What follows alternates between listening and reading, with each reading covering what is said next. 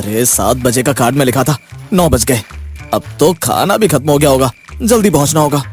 सुनसान रास्तों से हड़बड़ाते हुए सुधीर जैसे ही शादी में पहुंचता है, उसके होश उड़ जाते हैं। शादी के लिए मंडप तो तैयार था और पंडाल भी सजा हुआ था, पर माहौल मातम सा लग रहा था।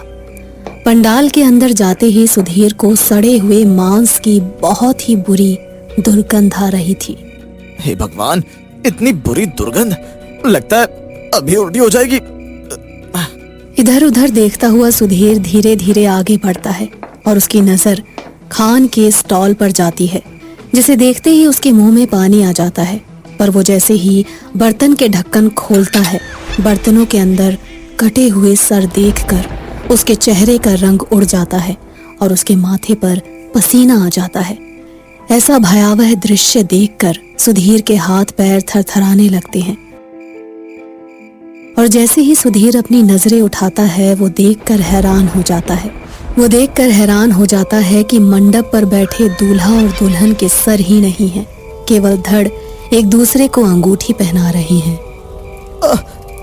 बचाओ बचाओ, ये तो मुर्दों की बस्ती है, मैं ये कहां से आ गया यहाँ? शादी में मौजूद सभी लोग बिना सर के इधर उधर हाथों में प्लेट लिए घूम रहे थे।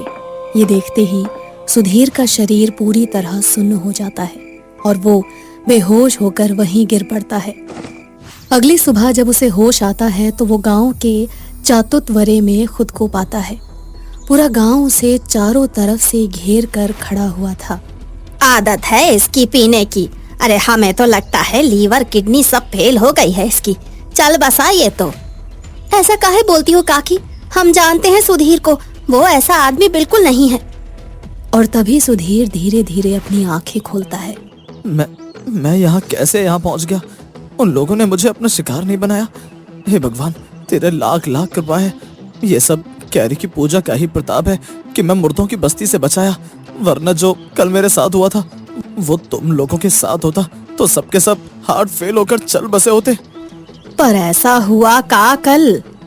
सुधीर सभी गांव वालों के साथ बिना देरी किए सीधा मैडम शक्ति के थाने पहुंचता है और वहां रात को हुई वारदात के बारे में उन्हें बताता है। ये कौन सा नया सखा बना लिया तुमने बेनीपुर गांव में? पहले तो तुम्हारा कोई नहीं रहता था।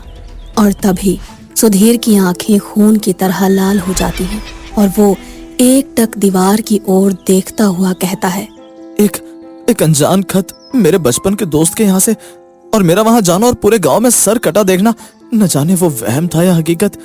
पर कितना अच्छा लगता होगा ना जब एक आरी किसी सर को किसी धड़ से रेतती हुई अलग करती होगी, किस तरह खून की बूंद रिश्ते हुए जमीन पर गिरती होगी। ये सुनते ही मुक्ति जरा घबराती हुई शक्ति को देखती है और बेंच पर पड़ा हुआ ब्रेसलेट पहन लेती है, जिसके जरिए शक्ति की आत्मा मुक्ति के अंदर आ जाती है। सुधीर की हालत मुझे कुछ सही नहीं लग रही है। इसके पहले इसकी तबीयत और बिगड़े, हम लोगों को बेनीपुर जाना ही होगा और वहां जाकर ही पता चलेगा इन सरकटों का रहस्य। और जरा भी देर ना करके मैडम शक्ति जीप निकालती है। बेनीपुर सरकटों के गांव निकल पड़ती हैं। सरगांव का महल तो बिल्कुल ही अलग होता है। सुधीर के बताए गांव के दृश्य से बेनीपुर बिल्कुल भी नहीं मिल रहा था। चारों ओर बाजार की भीड़, लोगों का इधर उधर आना जाना, बच्चों का खेलना। अब गांव आ ही गए हैं तो डोसे वाले का डोसा खा लेते हैं। काम के वक्त अगर तूने खाने की बात की ना मोटू, तो गरम गरम तवे पर तेरा ही डोसा बना दूंगी मैं। अब मुझे यो ना समझ आ रहा कि ये सुधीर झूठ कह रहा है या जो हम देख रहे हैं वो झूठ है। मैडम शक्ति पूरे गांव का चक्कर लगाती है और उन्हें बेनीपुर में कुछ भी अजीब नहीं दिखता और तहकीकात के बाद मैडम शक्ति वापस अपने गांव लौट आती हैं। पर यहाँ सुधीर की हालत बिल्कुल बदतर हो चुकी थी। उसने खाना पीना छोड़ दिया था। उसके मुंह से बस पानी की बूंदें एक एक करके टपके जा रही थी।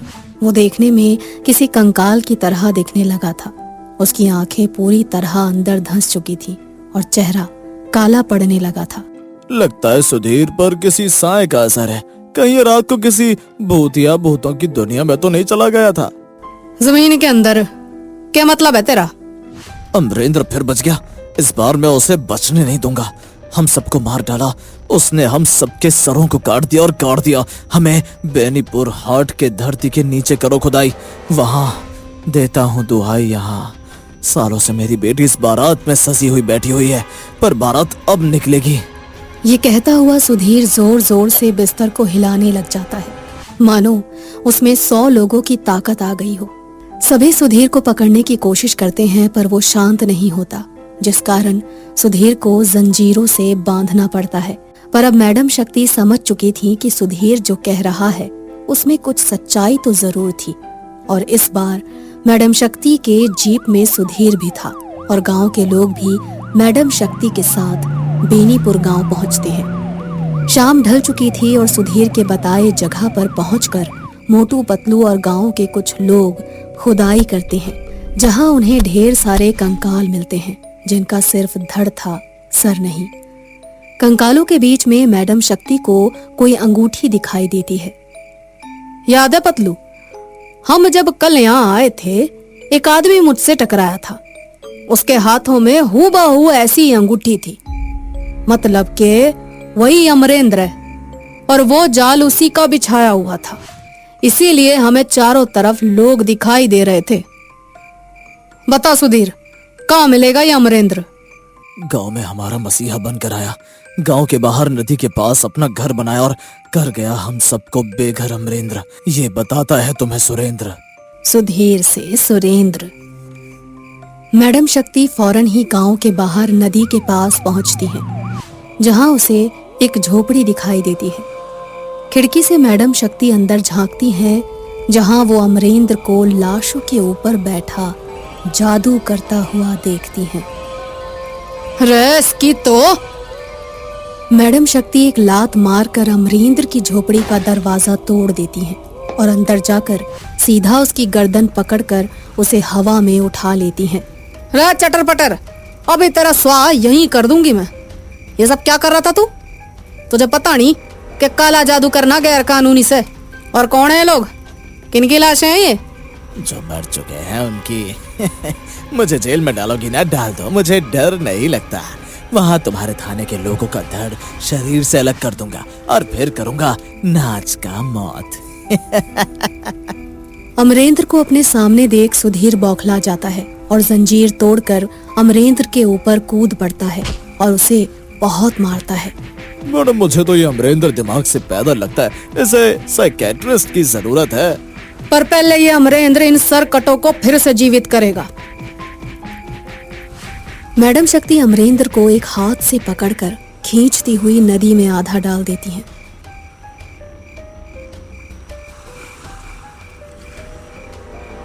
छोड़ दूं हाथ कि तू बताएगा सारा राज? अभी बताता हूँ, बस मेरा हाथ मत छोड़िए मैडम। तो इतना शाना बनने तुझे किसने बोला है? अब इसके पहले सभी सरकटों में तेरा भी नाम जोड़ दूं, सबको पहले की तरह ठीक कर अब भी। अमरेंद्र सभी की आत्माओं को जमीन के अंदर पड़े उनके कंकालों में फूंक देता है और पूरा गांव फिर से जिंदा हो जाता है। बेनीपुर गांव में जिस तरह सब रुका था, सब कुछ वहीं से फिर से शुरू हो जाता है। सुरेंद्र की बेटी और दामाद को आशीर्वाद देकर मैडम शक्ति और गांव वाले वापस अपने गांव लौट आते हैं।